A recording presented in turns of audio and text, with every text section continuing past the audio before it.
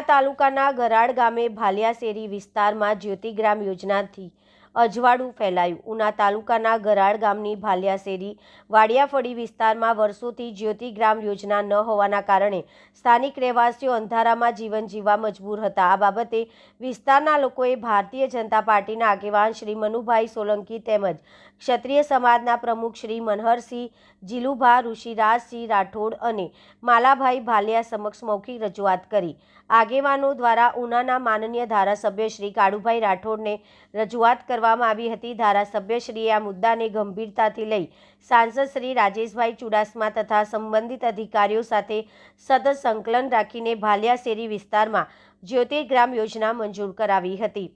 આઝાદીના 78 વર્ષ બાદ ઉનાના સક્રિય અને લોકલાડીલા ધારાસભ્ય શ્રી કાળુભાઈ રાઠોડના સફળ પ્રયાસોથી ભાલિયા શેરી વિસ્તારમાં રહેતા અંદાજે 36 પરિવારોને અંધકારમાંથી અજવાળાનો આશરો મળ્યો છે।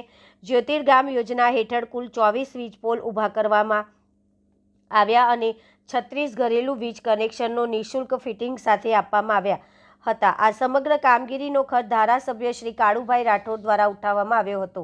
આ મહત્વપૂર્ણ કામગીરી બદલ ભાલિયા શેરી વિસ્તારના રહેવાસીઓ તેમજ ભારતીય જનતા પાર્ટીના કાર્યકર્તાઓ દ્વારા ગરાડ ગામે આભાર બેઠકનું આયોજન કરવામાં આવ્યું હતું। બેઠકમાં ગ્રામજનો, સરપંચ, ગ્રામ્ય પંચાયતના સભ્યો તથા ભાજપના કાર્યકર્તાઓએ ધારાસભ્ય શ્રી કાળુભાઈ રાઠોડનો હૃદયપૂર્વક આભાર વ્યક્ત કર્યો હતો।